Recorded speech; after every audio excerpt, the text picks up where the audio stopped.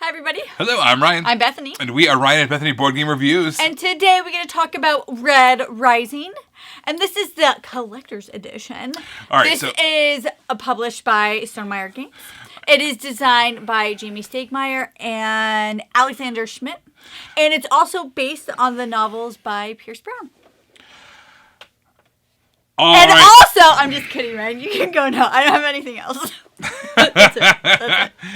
All right, Red Rising. This is a card game where you basically have a hand of cards. You are trying to get the most amount of synergy in the scoring, but at the same time, sometimes you have to spend your best scoring cards to get the best scoring actions. It's kind of a trade-off. Very interesting card play. It's all based in this world of Red Rising. Let me show you how it plays. All right, here is the setup for Red Rising. This is kind of this player board where all the players are going to be drafting their cards and placing their cards down.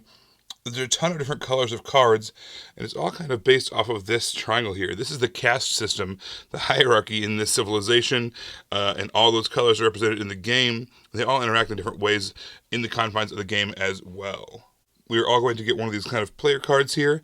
There are 6 different colors. They all have special abilities. Let's take Jupiter. That one says, whenever you gain the sovereign token, even if you already have it, advance once on the fleet track. And a lot of these have to do with the sovereign track, or having the sovereign token. So I'll explain all that in a moment here. But then you take your token, you take your player aid in that matching color, and then also everybody gets a card holder, which is really nice because this game is all about cards. You're going to be dealt a 5-card hand, and basically there's going to be points across the top of all of them. They're going to have special abilities when you play them, that kind of card function there. And at the very bottom, there's additional scoring mechanisms. This guy here, Cassius, says it's worth 40 additional points if both with Mustang and Darrow. But it's negative 20 points if with Darrow, but not Mustang. So you want to either get rid of that card, use it for its ability, or try to find these cards to make it worth a ton of points. And each one of them has their own special abilities. This red guy here says it's worth 25 points if with no golds. So obviously the reds are the bottom caste, the golds are the top at the elite, and so therefore you don't necessarily want to blend them unless the cards say otherwise. But look at these gold cards here. Look at that cool foil. Very cool.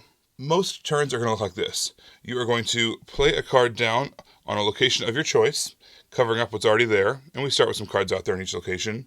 You do whatever the action is on that card. This one says, each neighboring player reveals a random card from their hand. If it is gold, banish that card. If it's red, banish Arius, which is that card itself. So you get a chance to kind of hurt some people's hands. The second half of your turn can be picking up a card from a different location. However, when you pick up from a location, you get some kind of a benefit. So we've got 4 locations. We've got Jupiter, Mars, then we have Luna, and the Institute. So when you pick up from Jupiter, you get to move along the fleet track. When you pick up from Mars, you get to grab a helium gem. When you pick up from Luna, you get to acquire that sovereign token. That's, first of all, it's worth 10 points at the end of the game if you can hold on to it. But during the game, it's going to bounce around a whole bunch every time basically someone picks up from that Luna location. But more importantly, it's going to trigger our ability. And our ability this time said, remember, whenever you gain the sovereign token, even if you already have it, advance once along that fleet track. So you get to move along that track there. We have these influence cubes. You can place them in the Institute, and you're going to get some points at the end of the game. So all those abilities give you points. The fleet track's kind of printed right there on the board. The higher up you go, the more points you get. The helium gems, those are worth 3 points each at the end of the game. And then we have the Institute. Basically there it says, whoever has the most amount of cubes in the Institute at the end of the game is going to get 4 points per cube they have in the Institute. Whoever has the second most gets 2 points per cube they have in the Institute. And then the third place is going to get 1 point per cube in the Institute. Those are kind of also our game end conditions. So we have the fleet track, we have the helium, and then we have the Institute. The threshold for each of them is 7. You can get more of them, but once you get to 7, that kind of basically says that threshold has been met. So if all 3 of them get met by any players, let's say I've got 7 or more on the fleet track. Let's say Bethany has 7 or more helium, and then let's say our brother Matt has 7 or more cubes in the Institute. All 3 of those thresholds have been met, and therefore the game is going to end after the end of that round. So it doesn't even have to be all the same player. As long as all 3 of those thresholds have been met, that triggers the end. However, there's also a secondary function if one player is able to achieve any two of those three game-winning conditions by themselves, that also triggers the end of the game. So if I had 7 on fleet and I had 7 of the helium, that would trigger the end of the game.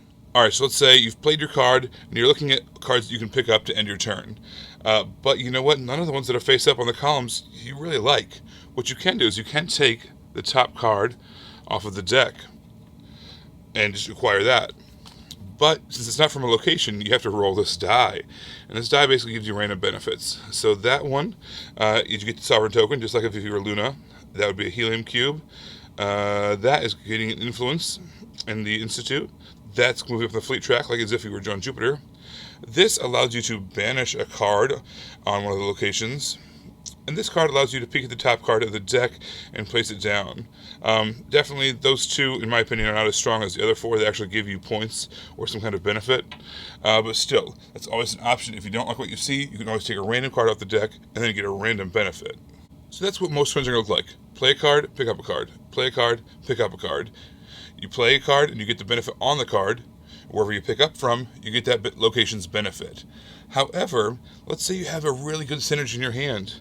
You know, this Cassius guy, he needs to be with Mustang and Darrow. Let's say we found Mustang and Darrow, and you know we've got some other card that says, I don't know, if with a whole bunch of gold, you get 10 points per gold card in your hand.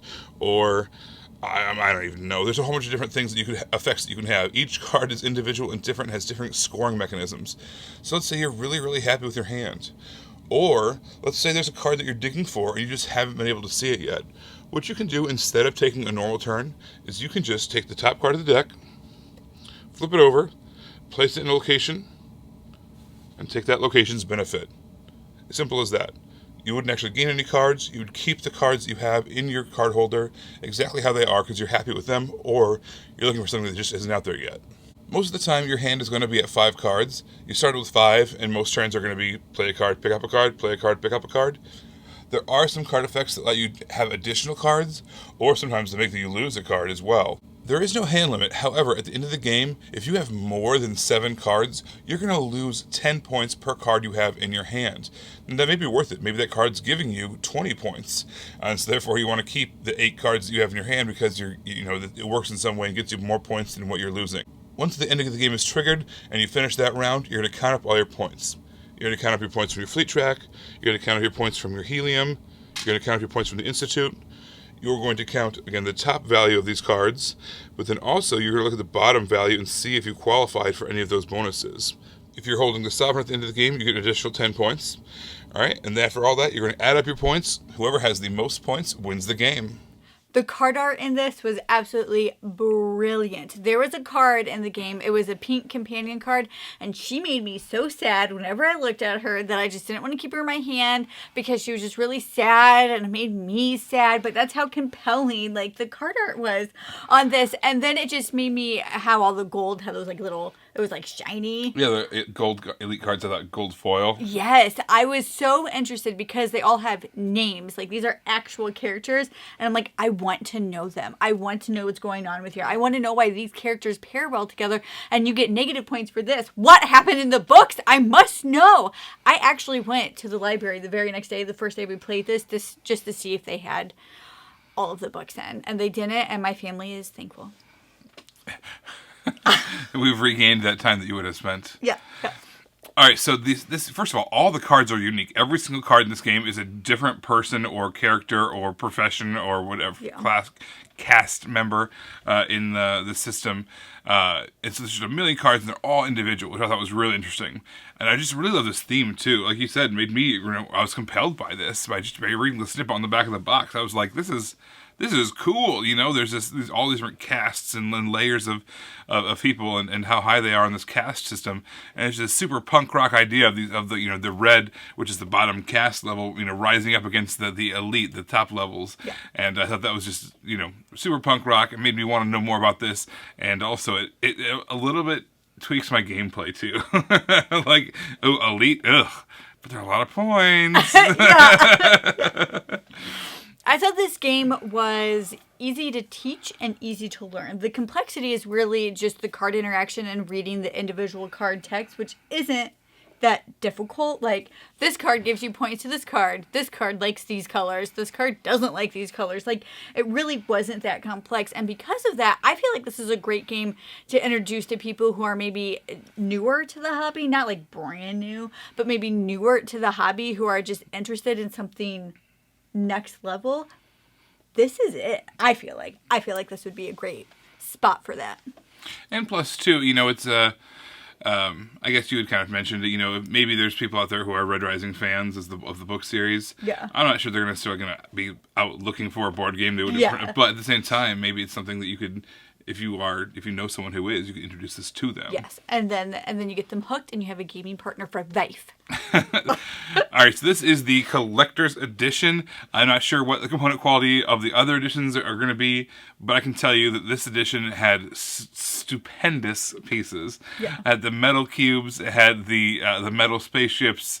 It had the cards were just fantastic. Plus, like I said, we had mentioned the elite cards already had that gold foil on them.